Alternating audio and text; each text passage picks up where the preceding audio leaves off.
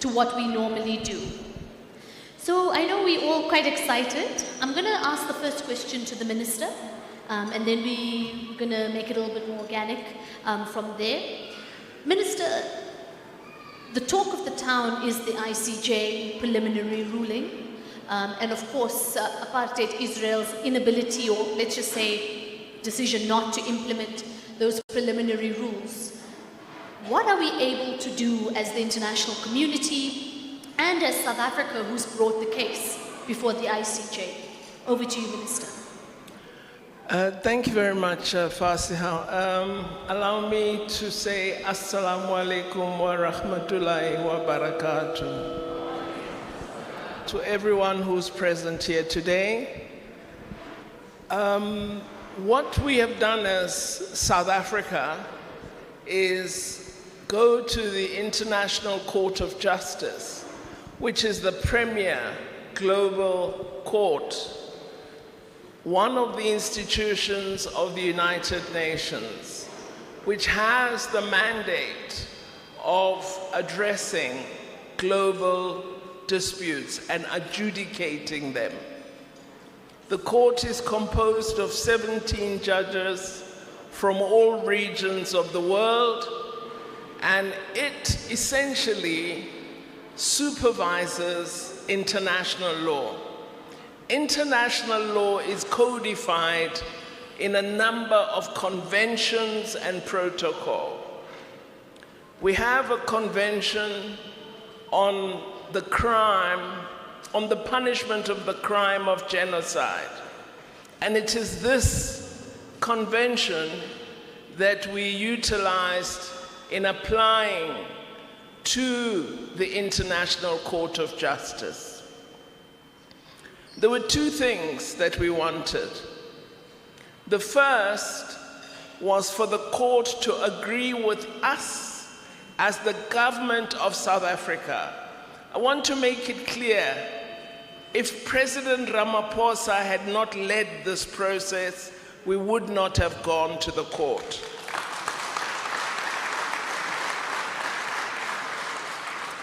The first thing, therefore, was one, that we alleged that we believe genocide is being committed in Palestine by the Israeli government, led by Prime Minister Netanyahu and all the ministers of his government.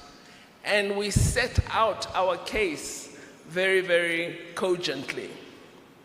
The second matter that we wanted the court to address was to provide what we called provisional measures.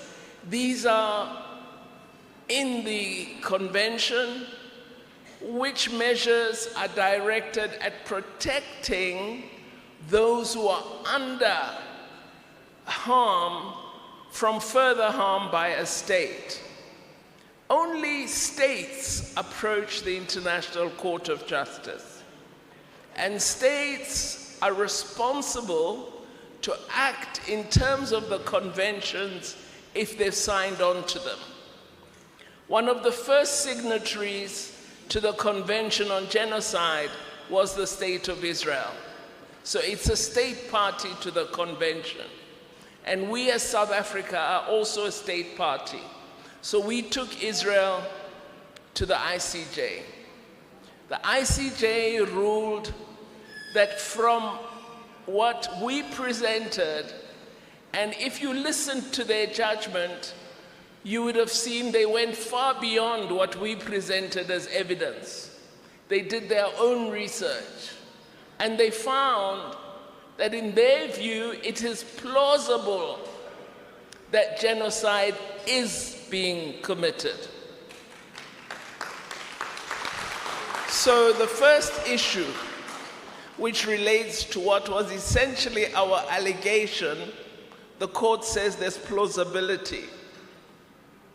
Of course, they need to have the full hearings on the merits of each of the aspects that make up what is termed genocide. But the plausibility finding is an important first step. They then considered each of the provisional measures that we had proposed, and they supported 7 out of our 9 provisional measures. But you know today that although Israel has a legal obligation to act in terms of the provisional measures, they have not acted in terms of them. They have defied the International Court of Justice. We are not surprised, because Israel has been defying international law for more than 7 decades. But what we did is something we've not seen before. Israel had to come to the court and try to defend the indefensible.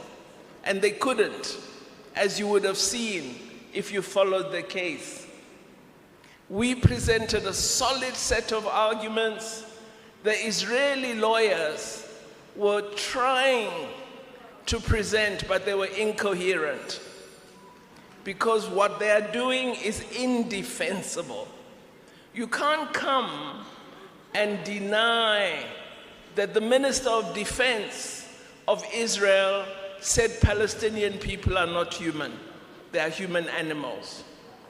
You cannot come to the court and say the Prime Minister hasn't said he's determined to raise Gaza, because we've all heard it and seen it. So what the court has done is allowed the world to see Israel for what Israel is, to see the harm being done to the Palestinian people. So for the first time, we now have the most significant support and awareness of Palestine than we've ever had before. And I thank you, the people of South Africa, for your solid support. Now, if you neglect to act on what the court has said, the party that raised the issue can go back to the court. 2 days ago, we went back to the court and we said we now see Rafah, and we want the court to include a planned assault on Rafah as one of the provisional measures. We are waiting for the court, but we believe they will agree that there's a real danger of further genocide and harm being undertaken by Israel. So, unfortunately, we don't have enforcement power as United Nations bodies, and this is one of the weaknesses of the UN. But what we have done is we've used an international instrument to address a very important matter. So I think you mustn't undermine the important step you've taken as South Africa. You have supported the people of Palestine. You have made Israel naked to the world. We can all see Israel. We can all see the evil. There's nowhere to hide any longer. And most importantly, those who have assisted Israel, when the full case is considered, their complicity will also be addressed. These are important steps. So I hope, I know we've got much more to talk about, so let me pause there. Thank you very much, Minister. As you can see, we were having a little debate, the Premier and I. So now I have to throw the next question to you, Premier. To those who don't know, Premier Panyaza Lesufi was also the former MEC of Education, and he's been very involved in our communities. So this is someone who's very much on the ground. Premier, you're also the chair of the ANC in the province, and there's so many of us in the room who, we talk about international solidarity, but I don't know if we quite appreciate what that means and what the role of the ANC in particular, both as a political party, as a movement rather, and as a governing party. What is the role of the ANC in international solidarity? Amandla! Amandla! Maibuye Palestine, maibuye! Maibuye! Maibuye Palestine, maibuye! Maibuye! Thank you so much, Comrade Fasia, and thank you so much, Comrade Naledi. Muruti, thank you so much for inviting us to be part of this process. Before I even respond to the question, I want to send this strong message to our minister. Comrade Naledi, you have no idea what you've done, not only for the people of South Africa, but for the people of Palestine. Generations and generations and generations will record this moment, not only as an historic moment, but as a moment that cemented our relationship with the people of Palestine. We want to be clear that you are leading us perfectly. We want to be clear to President Cyril Ramaphosa that we knew when we took this decision to stand with Palestine, we took this decision at a risk of being insulted, undermined, and possibly being targeted by those that don't agree with us. But we must remain firm. We must remain firm because we ourselves were a product of solidarity. We ourselves, the democracy that we enjoy is because other countries took a stand, and we can't be selfish when we need to take a stand and shy away because of sanctions, shy away because of economic reasons, shy away because we want to be happy alone.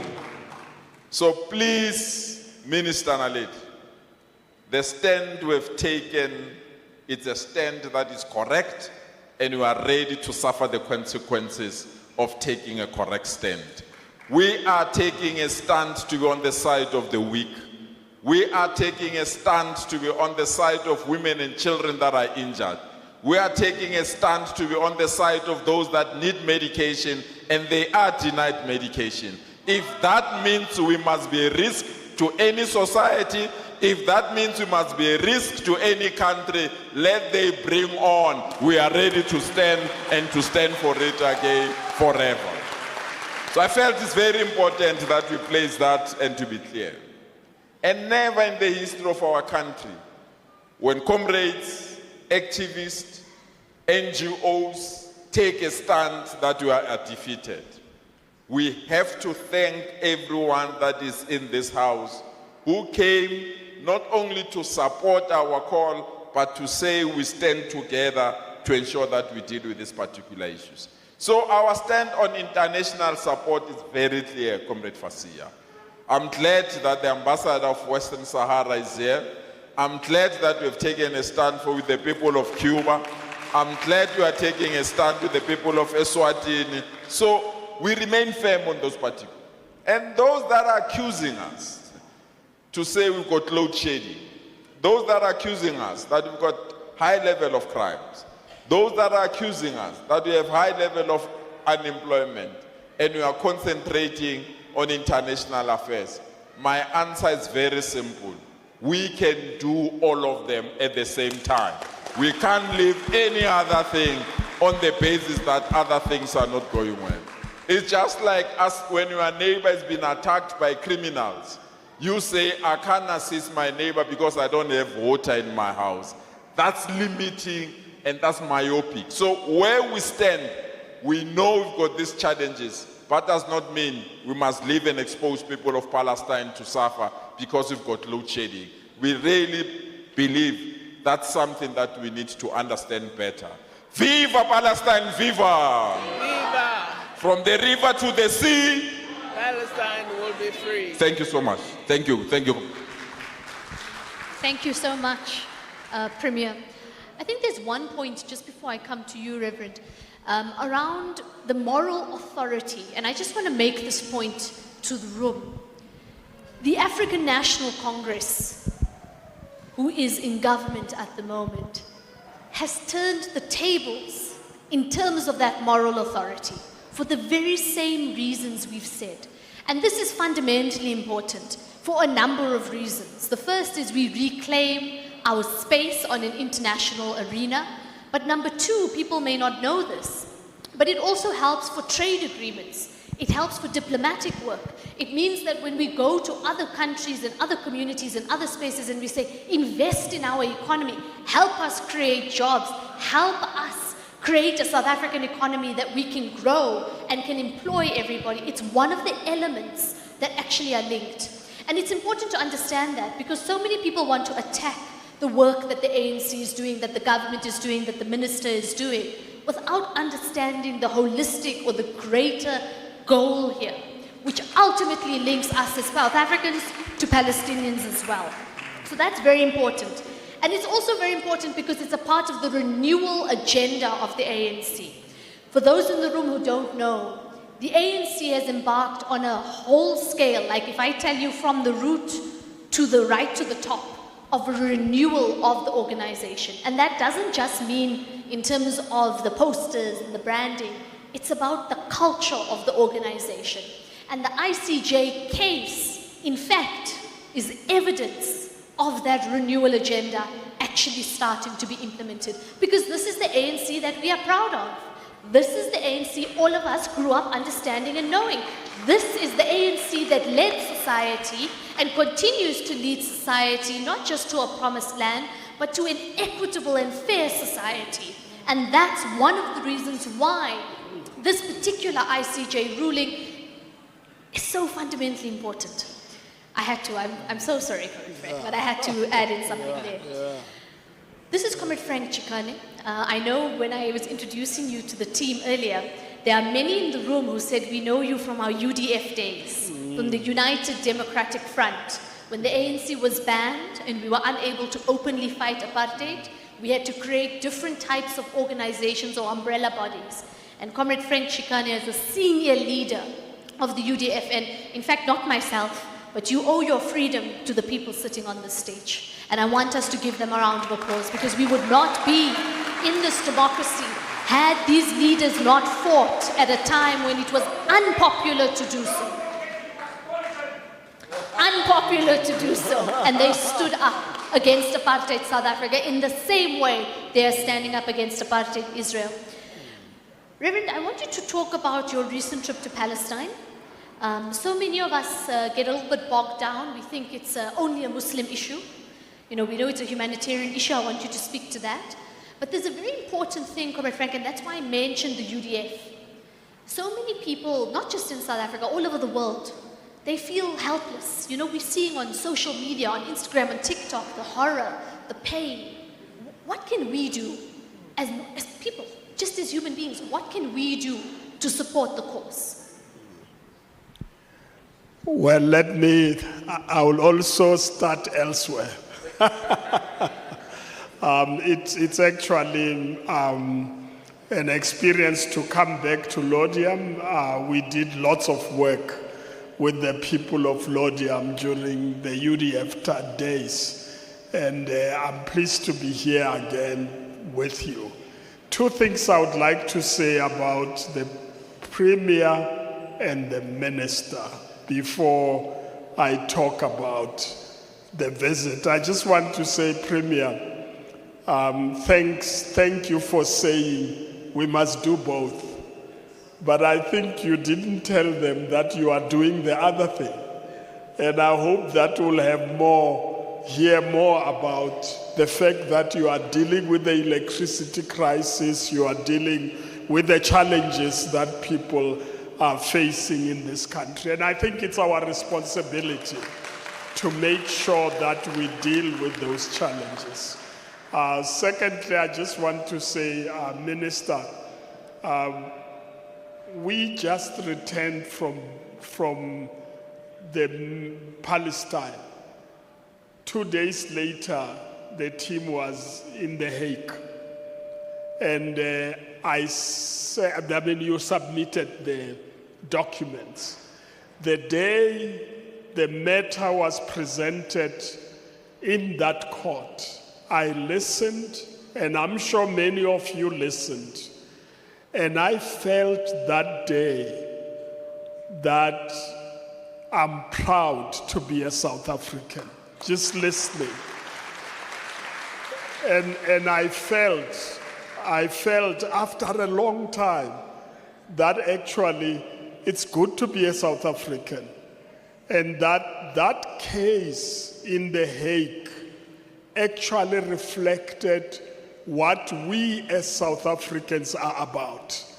These are the people of South Africa that I know, coming from our struggle, and that what we were doing there was what we are about. And if we behave differently, it is not what we are about as South Africans. So I would like to say, Minister, I feel very proud. I walk tall. And today, when you meet people, they respect you because of what has happened in the court. And I think the world is just excited about what South Africa has done. But I would like to say something else which worries me even more. I normally don't talk elections, but I just want to say these elections come at a critical time when the world will be watching. They want to see whether the people of South Africa support this government.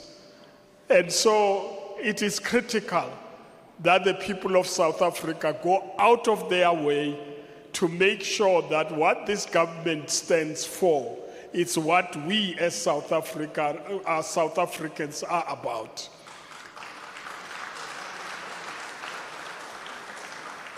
I just want to say, first here, the visit to Palestine, I went to Palestine, I've been there a number of times, but we went there May 2002.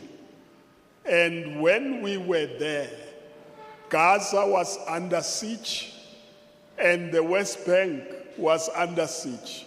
People were dying at that time. We went to East Jerusalem to go and meet families who were who ran away from the Israeli part where they stayed, which is Palestine, and went to East Jerusalem. And the Zionists came there and said, this is our land, these are our properties, we're going to take them. And I went there to be with them, to listen to them. And it was quite amazing to listen to this story, which is about apartheid, that a Jew can go back to Israel, Palestine, and make a claim of an asset that they think was theirs centuries ago. But a Palestinian who was forced to run away from a particular town can't go there. And I said, but are you not using the same law?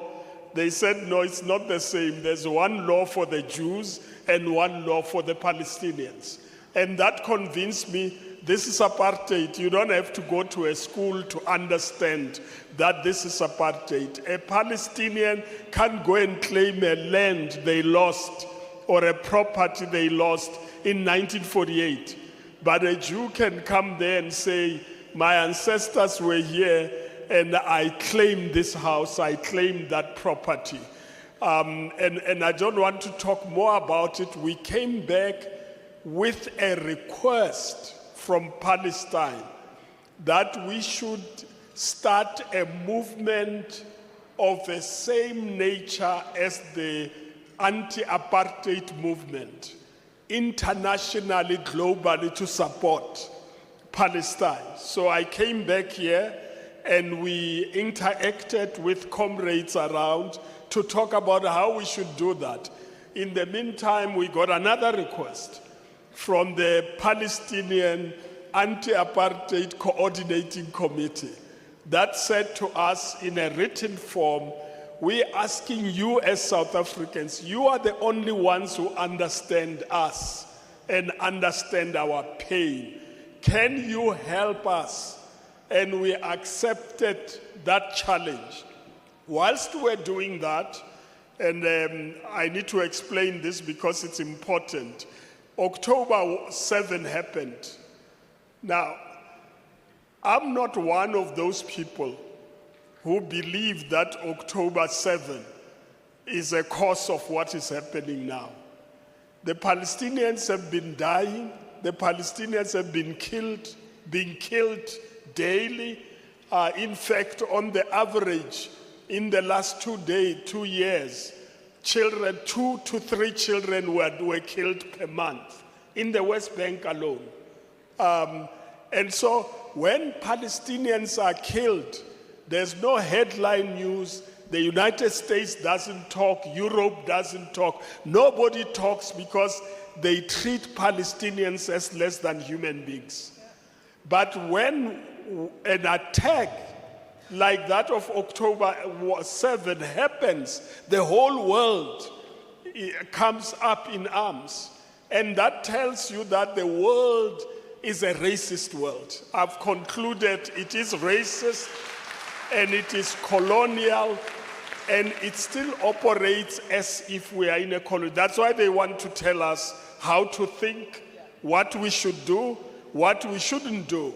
And some of the parties here want also to measure us against the stance of Western countries instead of measuring us against justice. And so the Christian community there is the one that appealed after October with the genocide and said to us, can you help us appeal to the Americans and the British, the churches, to make sure that they stop this genocide? They should be the first one to take a stand. I signed a letter with the patriarch of the Catholic Church in Palestine and sent it to the Western churches to appeal to them, to say you can't ignore this genocide that is being committed there. I haven't got a response up to now. And then 2 weeks later, when we met again, 8,000 Palestinians were killed. And then they said to us, well, the letter hasn't made any difference. Please just come and be with us. Maybe when you are with us, you will understand the pain. And that's why we took the risk, 19 of us, a week before Christmas, to go there and be with the Palestinians. We went to Jerusalem, we went to Bethlehem. It was total siege. I don't have time to explain that siege. And we wanted to go to Gaza, and we could not get a permission to go there. We're prepared to go there and be with the people there. And when you are there, you've never had such an experience of people who are waiting for death. I've never been in an environment where people are waiting for death. In Gaza, in terms of the churches there, they were baptizing people before they were ready because they were preparing for death. And they were giving people communion, all of them, whether you qualify or not, all of them, because they were waiting for death. And when you wait for death, that means that the world has come to an end. And that made me believe that we have a greater responsibility as South Africa and also the international community to stand together and stop this genocide. I thank you. Waiting for death. I think that's very, very powerful. So often we remark in our communities of the courage of the Palestinians, but to be there, and for those who might have missed it, Comrade Frank and the team went now, this December 2023, just before Christmas, to be with the Palestinian community. Another round of applause for the panel, please. All right, we're moving now to the question and answer session. Remember, I said we wanted to be a conversation. I've asked Comrade Naeem, I've asked Shaquille and Comrade Greg to help us identify just a few questions or a few comments. We want a diverse group of people as well. Okay, well, we just want, have a diverse group of people. And I think it's quite important because apart from, I'm not going to be selecting, so this team is selecting. They're going to choose who speaks, but it's very important because we're seeing now starvation as a tool of war. We're seeing, forget a lack of ceasefire, just a complete complete disregard for international law and the complete impunity of the Israeli regime. And I'm going to keep bringing us back to this. Where to from here? What do we need to do? Right, I think Nazir Token, am I right, has the mic. Right, so have you guys identified people? All right. All right, guys, I need you to be there. Let's go to the community members, yeah? They can come here. Or they can come in the front. Yeah. That's also good. That's also a good idea. Then everyone can see them.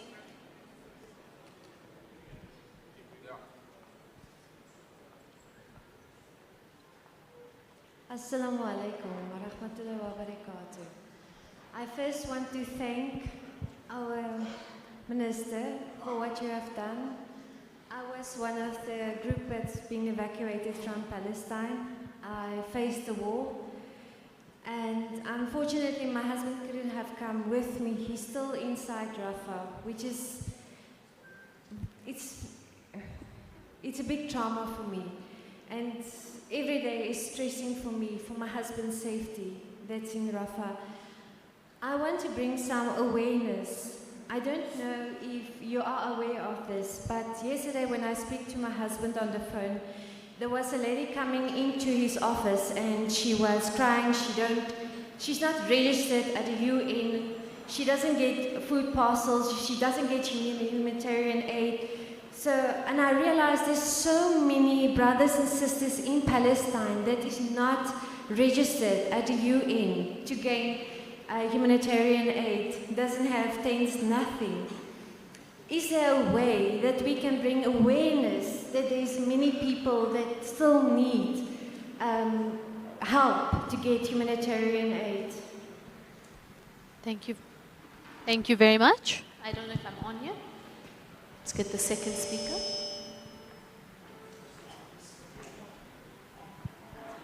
Remember to also please introduce yourself.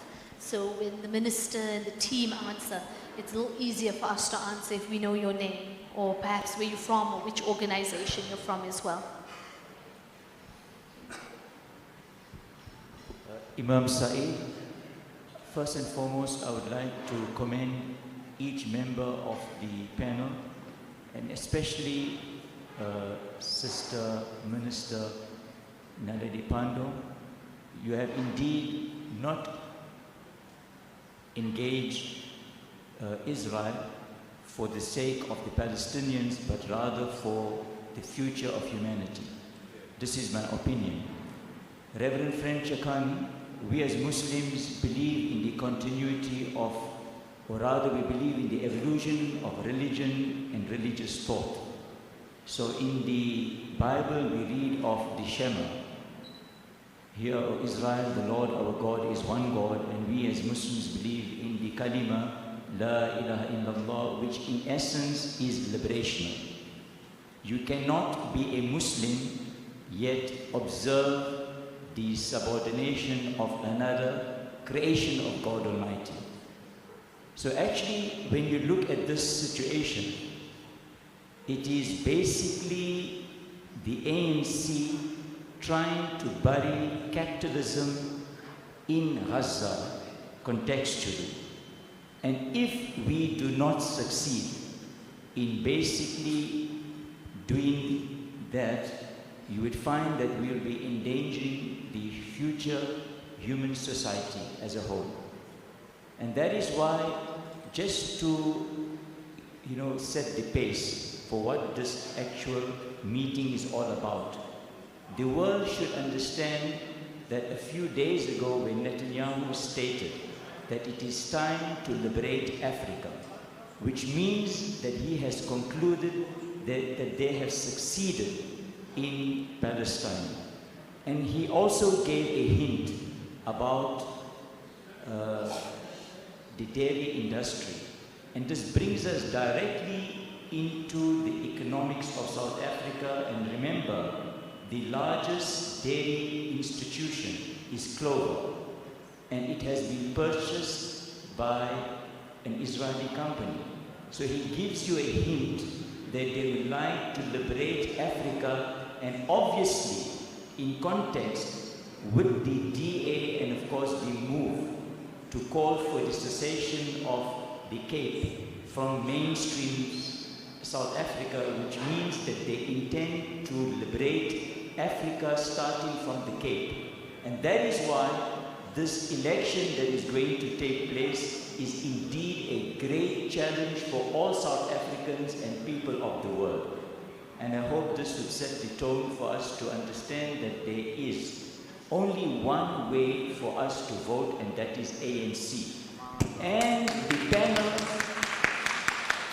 panel should realize that when a certain member of theirs, before a breakaway, went to Polokwane to actually remove one of the greatest, or if not the greatest president in the freedom years of South Africa, and that is Thabo Mbeki, it set a pace for 2 years for the fiscals to be damaged.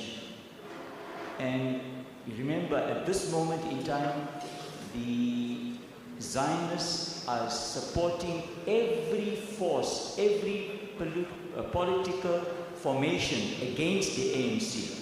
And that is why my appeal to our own community and South Africans in general, that the challenge is to save our democracy.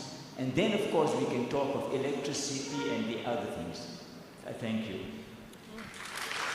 Thank you very much to Imam Said. Let's take 2 or 3 more points. Let's also be a little bit brief. If there's a question, get to the question, or that comment in particular, because we want to give enough time to the panel to respond to some of the questions that we are raising. Go ahead, sir. My name is Ahmed. Assalamu alaikum wa rahmatullahi wa barakatuh. And good evening to the Honorable Minister Naledi Pandor and our Premier, Manyaza Nasufi. We would like to thank you and your team for what you have achieved. And to the Honorable Minister, you as a noble and honorable woman have shown more courage and bravery than all the coward and impotent dictators installed by the West, who are ruling the Arab lands through Western policy ever since the 3rd of March 1924. But what is really on my chest, and as a proud South African, it is upsetting to still see that those with dual citizenship committing treason, going there to fight, and coming back with impunity. South Africa must prosecute those that have gone to fight in the IDF. An effort needs to be exerted to stop this treason, and the harshest punishment must be applied over them. It is also my view that South Africa needs to respond to allies who are supporters of this genocide. The fact that airlines are still allowed to operate between South Africa and Tel Aviv, in their aggression to us, they put it in the paper that Airlines is now going to stop its flight between South Africa and Tel Aviv by 1st April because of South Africa's stance with Israel and ICJ. I hereby request that rather than allowing airlines a graceful exit on the 1st of April at the expense of the South African reputation, South Africa should demand that Airlines stops its flight with immediate effect. And lastly, if the Suez Canal is blocked for Israel, then South Africa should also not allow the Zionists and the airlines via the Cape Route, because South Africa values human life. And if there was anyone who knows suffering, it is us. But it is also those who migrated to, inverted commas, Israel, but yet are now inflicting a far worse punishment upon the same people who gave them refuge when Europe and America didn't want them.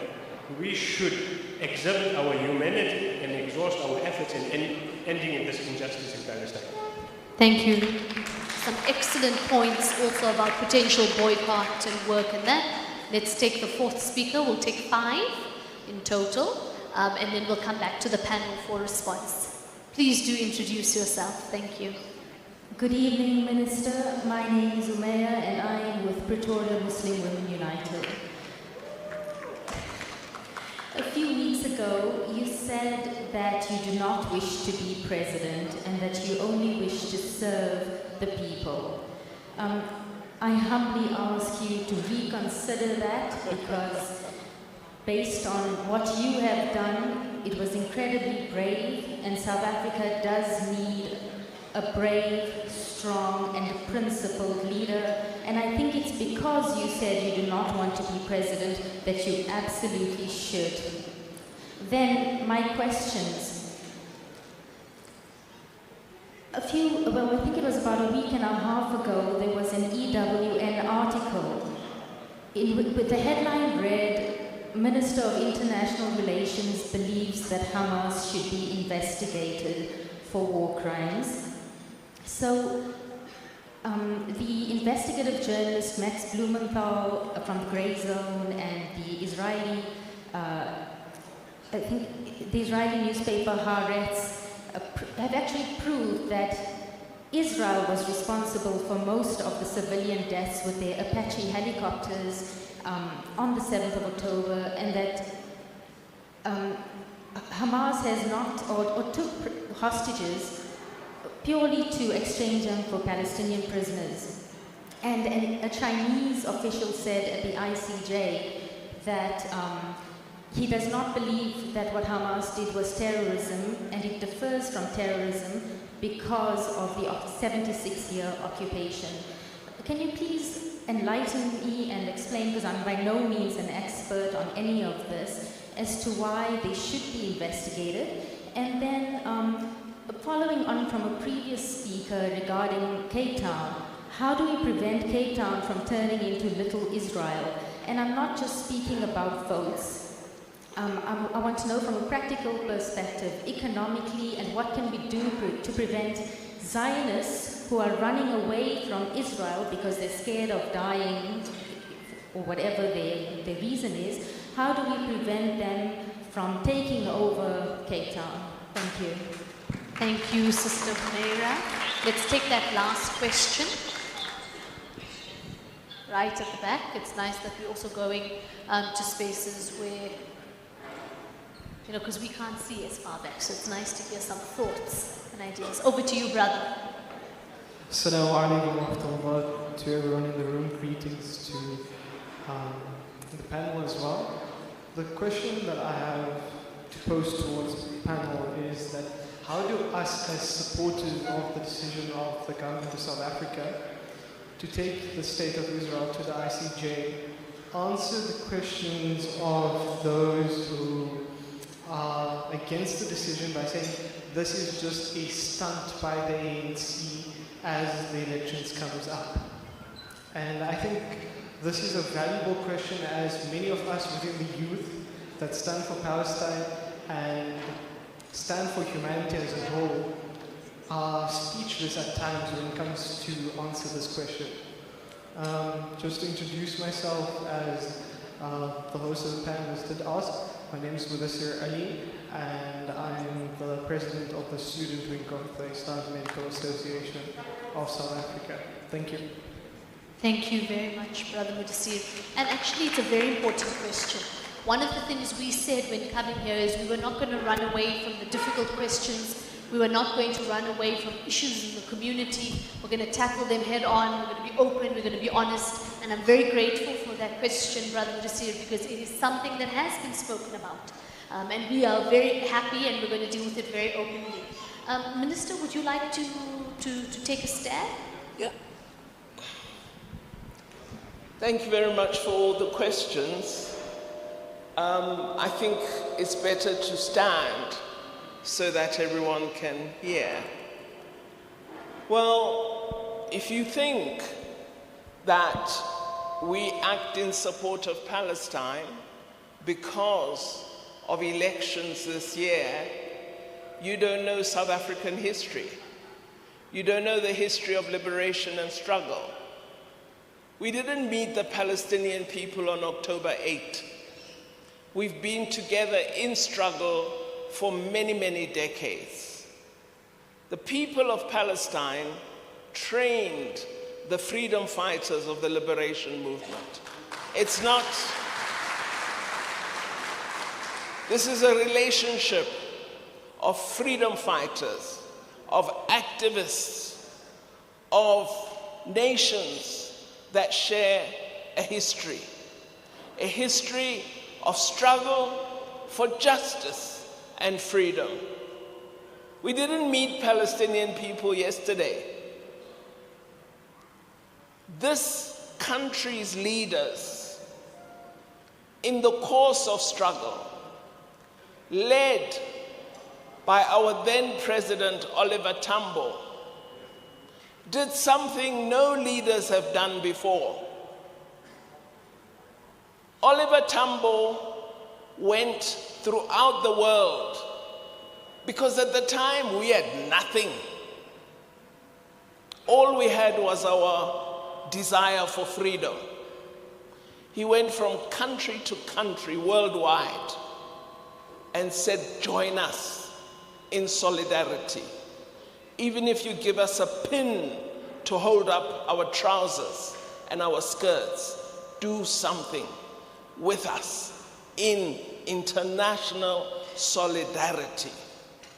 The concept international solidarity was coined through the work of Oliver Tambo as a facet of struggle, as one of the rungs, one of the principles of struggle, that wherever oppression might occur, whichever corner you live in, if you can act in the interest of those who suffer injustice.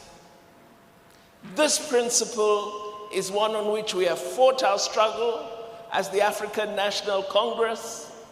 This principle is why we support the people of Cuba, as we believe no people should be denied rights. No people should be sanctioned for no reason. No people should suffer because of their ideology. They pose you no threat. They can do you no harm, but you deny them access to goods. This cannot be tolerated. And when we see that injustice, as South Africans committed to justice, to human dignity, to equality, all values you prize because they're in your constitution. Values that are not just for you, values that apply to all humanity. As a Muslim, this is what I believe, and I'm glad the African National Congress shares those values. So it is not a matter of yesterday. It is not a matter of the election tomorrow. It's an issue of justice. It's an issue of fighting colonialism. It's an issue of fighting racism. It's an issue of fighting occupation. It's an issue of upholding the Charter of the United Nations, which says every nation deserves their sovereign integrity. The people of Palestine deserve their sovereign right to their land.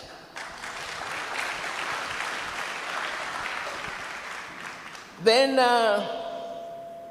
on the humanitarian aid, I think what you have seen in Palestine, my dear sister, is that there is an attack on all those who provide humanitarian aid.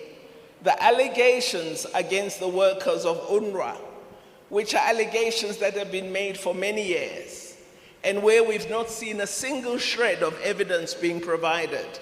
This is all an attempt to ensure that the people of Palestine are denied basic goods and services.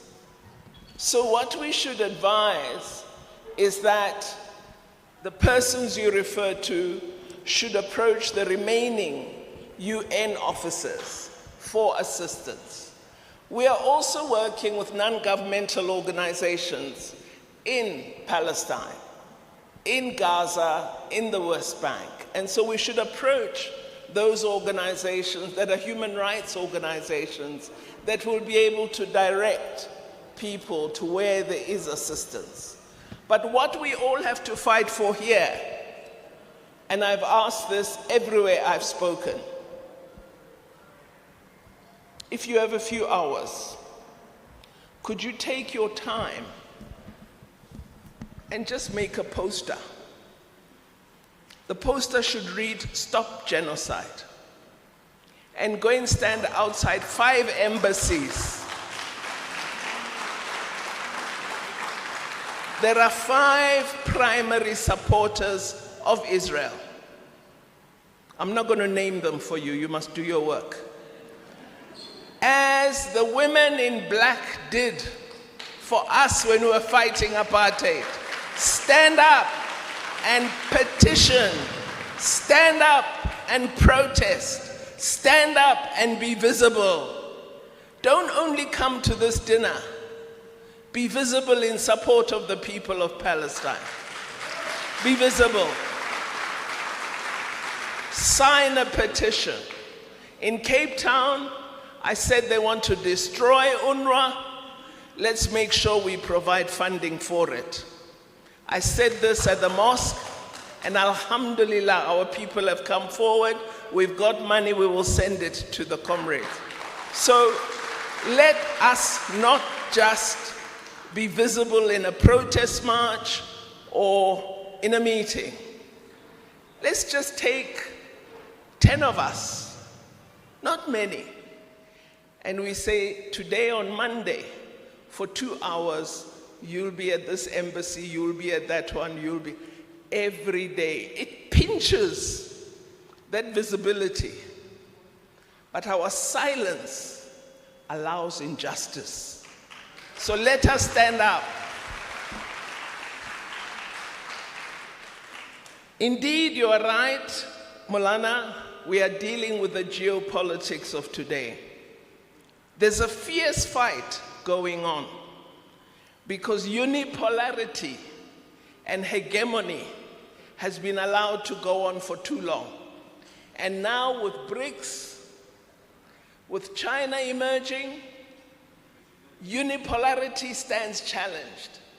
And the fight against multipolarity is going to be fierce. So we need to support organizations that support multilateralism and a world where different ideas can thrive and live side by side. But we are fighting a big geopolitical war, and this is the moment where the South can take its place properly in the global geopolitics. Then I've already issued a statement alerting those who are South African and who are fighting alongside or in the Israeli Defense Force. We are ready. When you come home, we're going to arrest you.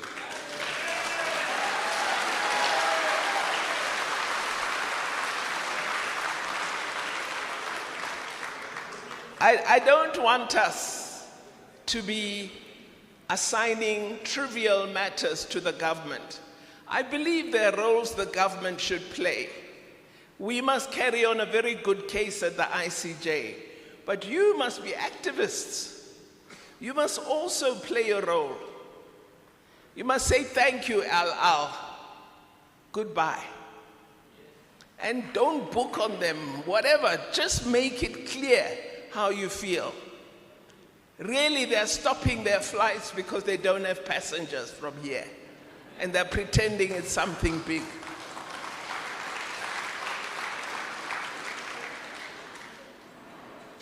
I'm going to ask you, because here in Erasmia and Laudium, I know many of you are significant business people.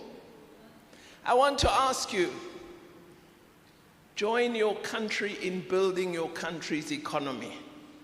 Lots of you are investing all over the world, but you're not investing capital in your country, and we need it desperately. We need to create jobs. We need to help young people to understand that they shouldn't just look for jobs, they must start enterprises. And what better teacher than our community, who are among the best business people in South Africa. Let's contribute to building our country. Today is the last time I want to say this. I fully support President Ramaphosa. I'm so glad we've got a president who's determined to fight corruption. and I will stand with him. I will stand with him. I have no interest in being a president. I think it's the worst job in the world. As I've said before, I love serving the people. I'm a public servant, and I'm happy to remain as a public servant.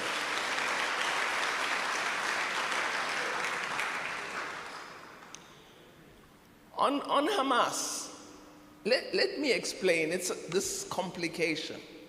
Firstly, the policy of the ANC and government has always been that we support a two-state solution.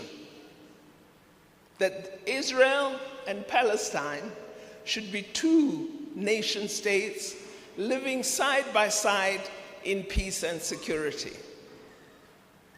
In the final analysis, however, what eventually obtains will be determined by the people of Palestine, right? Very, very important that we recognize that. Just as we determine the course of our own history, we must allow Palestinian people to do the same. But it's also important that I say to you, in terms of our foreign policy promotes peace and negotiation. And I cannot criticize Israel for killing women and children brutally and then say I praise Hamas for holding innocent Israelis hostage. We can't do that. You can do it. You are an activist on the ground. I'm a member of a government, remember. I, as the government member, cannot be saying that. Don't expect me to say what you say. Don't. We are different. I represent all of South Africa. You can represent a small grouping or a large grouping, but I have a responsibility to ensure that I reflect the full policy of our country. And I do think that I worry, I've said this to my friends, that I am concerned that the Palestinian people have been left in the most terrible position to be exposed to such danger and harm. But I know that the Palestinian people have suffered for so long that they're prepared to resist until the end, and that is important.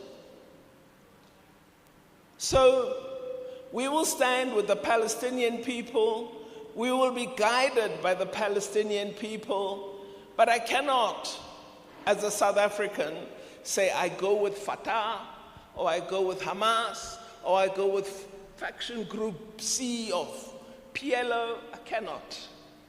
What I am concerned about is, as part of the government of South Africa, I should continue wherever I am to support this important struggle for the just freedom and rights of the people of Palestine. And I'll do that wherever I am.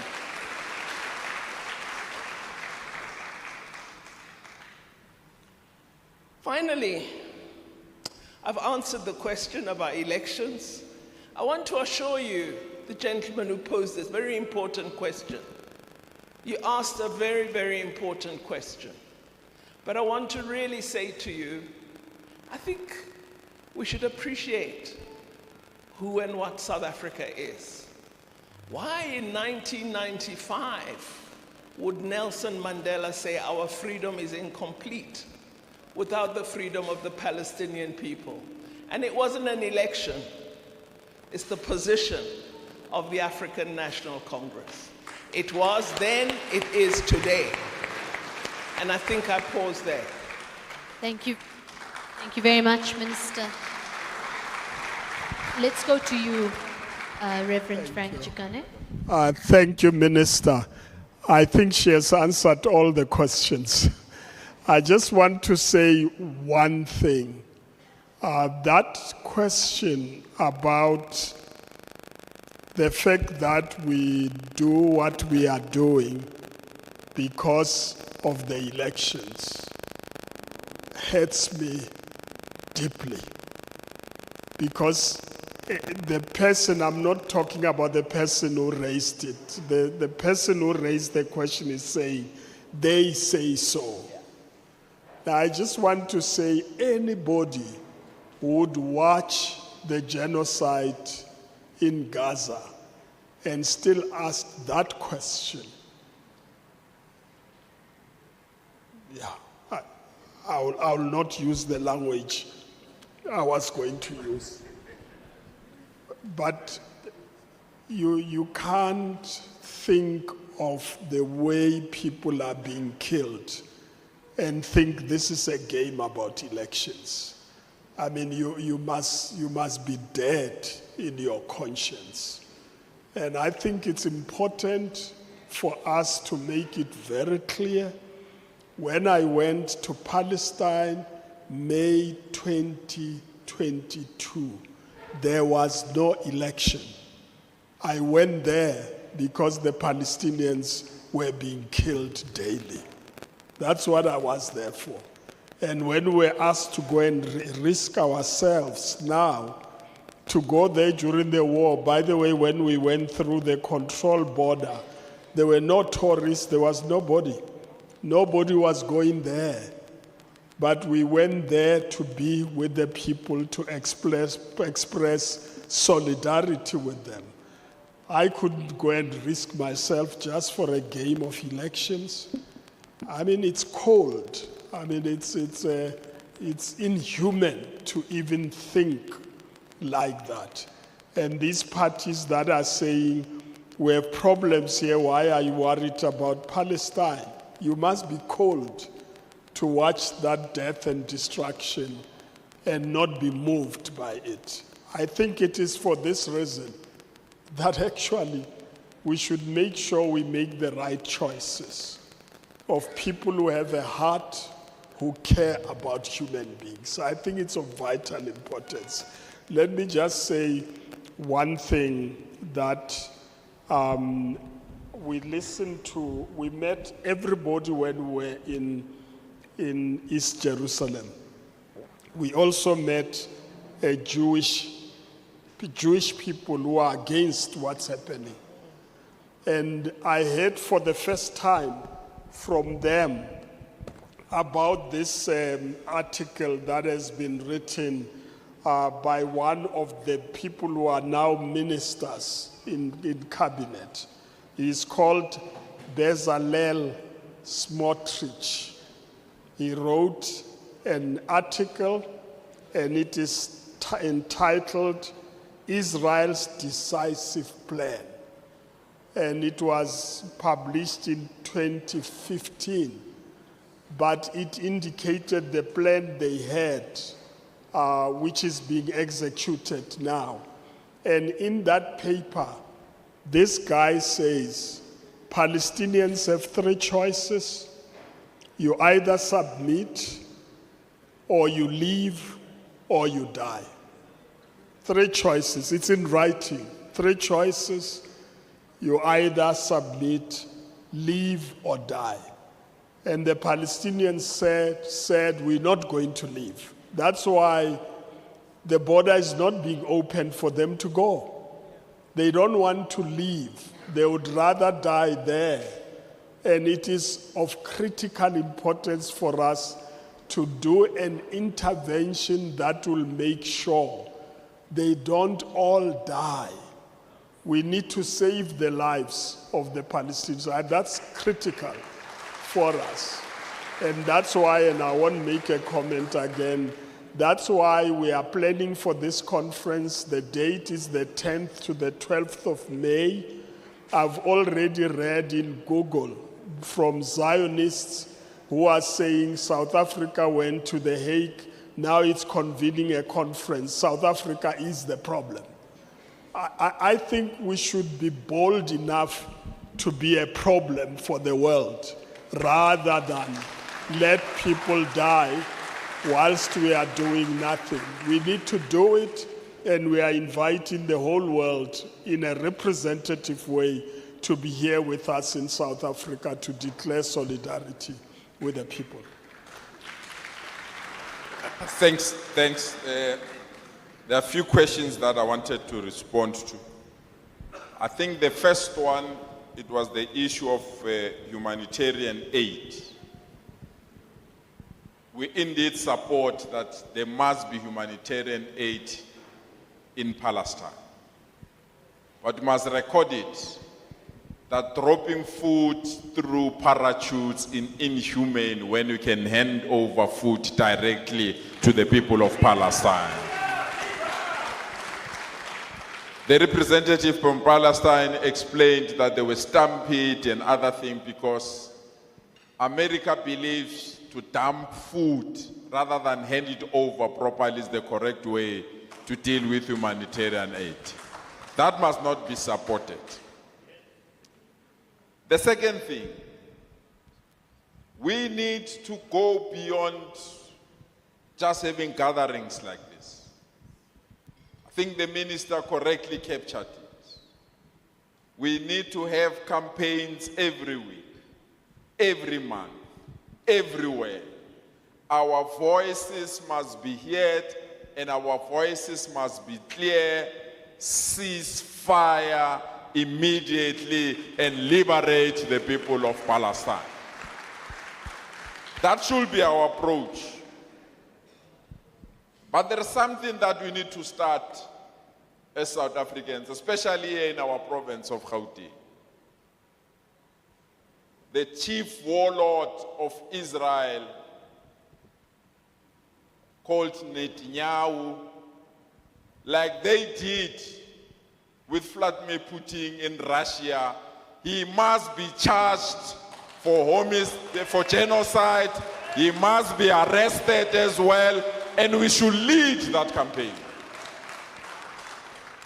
And we should further lead the campaign to boycott all products that are coming from Israel, and we must be outside the shops that are promoting this to stop this, because we are capable. But I want to send a message to people of Palestine, the representative of Palestine that are in this house. Betrayal from our side is not an option. Count on our support, not for today, not for tomorrow, but forever. There is a story that I normally share, and I like this story.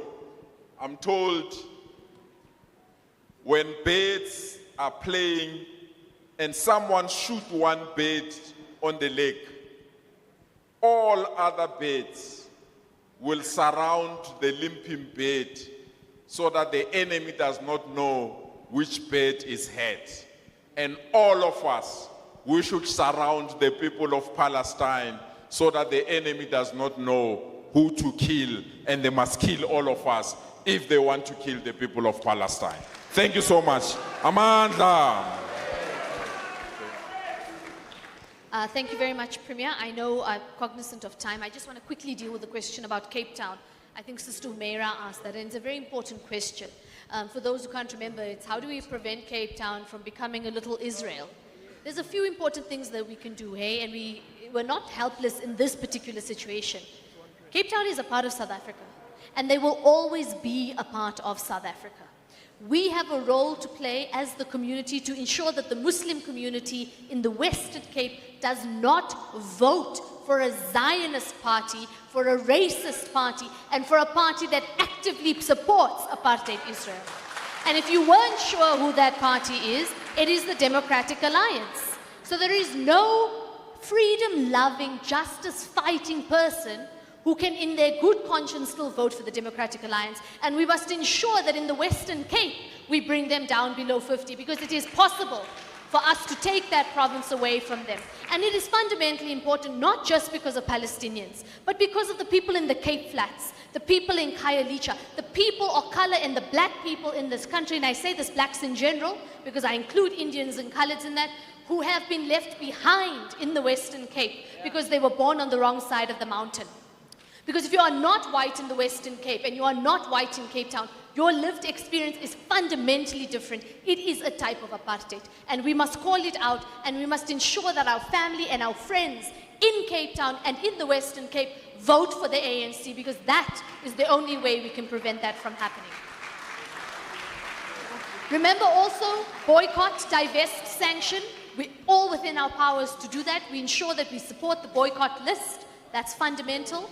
And very, very importantly, we have a rally on the 25th of May that we will be hosting in our province of Gauteng.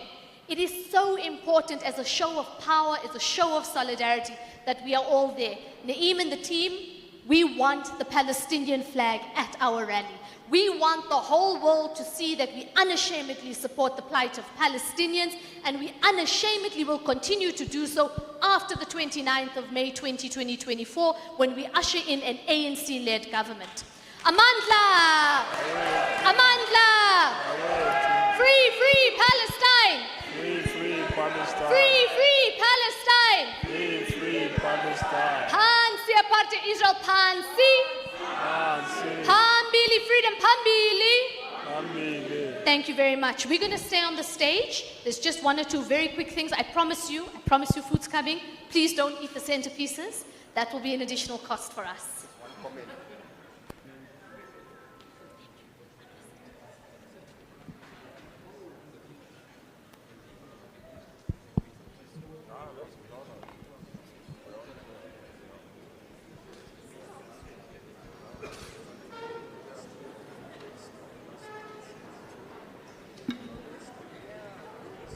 Thank you, ladies and gentlemen. Just a final comment. I just want to read an extract to you that I've read in one of the books. It says, "It's quite unfortunate that we lived in a world where the oppressed are continuously being oppressed without any end, and justice has become a word that we can only ever say, but never physically or successfully see come into fruition. From Palestinians fighting for their rights, lands and homes, to young women being denied the right to wear their hijabs, oppression comes in many forms. And whether that oppression is coming from a Muslim or non-Muslim, it is heartbreaking and anger-inducing for everyone who witnesses that oppression. We feel the unfairness when our fellow Muslim brothers and sisters continue to be oppressed while the world stays quiet. We witness the prejudice and unjust ways in which powerful Muslim countries ally themselves with the oppressors and give them ammunition to continue oppressing the innocent. That's why we salute our Honorable Minister Naledi Pandor and the African National Congress for throwing down the gauntlet to the oppressors. Right, ladies and gentlemen, we want to hand out some gifts to our guests here. The first person that I want to call onto the stage is Mariam Abubakar to hand over a gift to the Honorable Minister Naledi Pandor.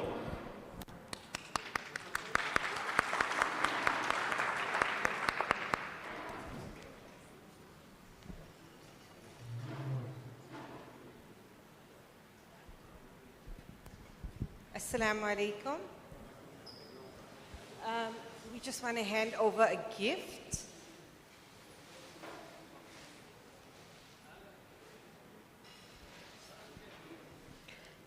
I'm going to use this quick opportunity while the gift is coming out. Am I on? Am I on? Okay, great. After the gifts, we're going to do something that's going to be quite important. After the gifts, I'm going to ask everybody to stand up, and we're going to do another round of Free Palestine, and we'd like that for our content for media as well. So we'll do that just after the gifts. Thank you. Minister, this is for you. This is a painting that was painted by members of a group called Artillery. Artillery has been doing murals in Pretoria in solidarity with Palestine.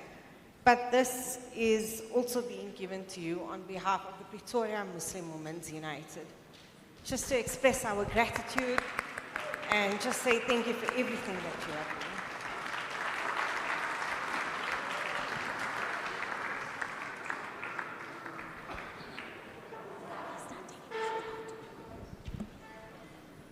Thank you. Another gift going the way of Honorable Naledi Pandor is from Brainy Brett's. Can I please call Zaida on stage to make the presentation?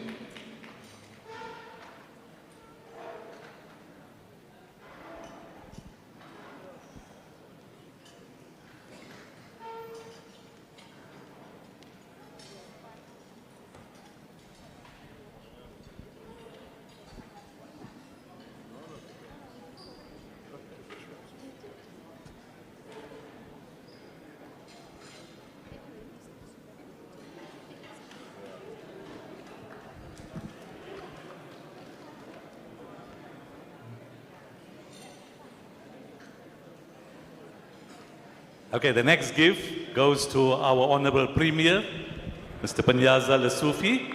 And the first gift to be presented to him is by the Friends of Palestine, by Rafiq Chariki. Rafiq Charikchi.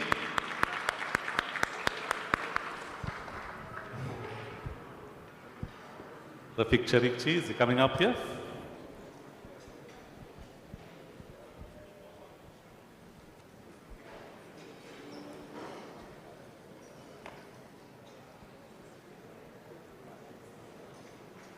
Oh, there he is.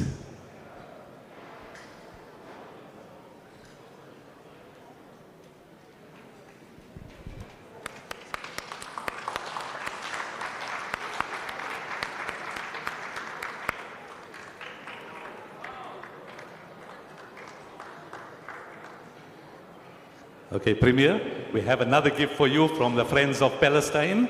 And can I please ask Kamal Jaffer to come up to make the presentation?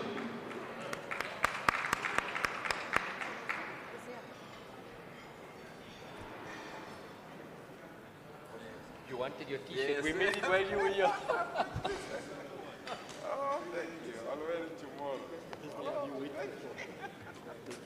I appreciate it. Thank you. Thank you. Thank you. And the final gift we have is for Reverend Frank Chikane.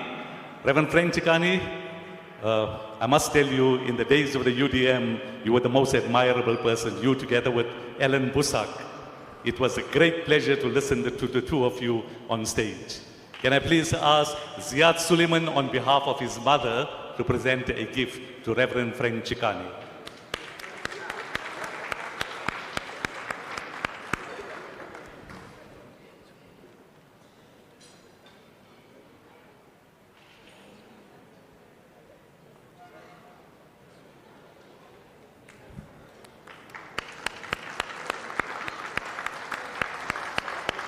Thank you. And before I call upon Mariam Juma from the Pretoria Muslim Women United to pass a vote of thanks, right, I'd like to hand over to Fasia Hassan. All right, let's all stand up. I promise you it won't take long. Everybody, let's stand up.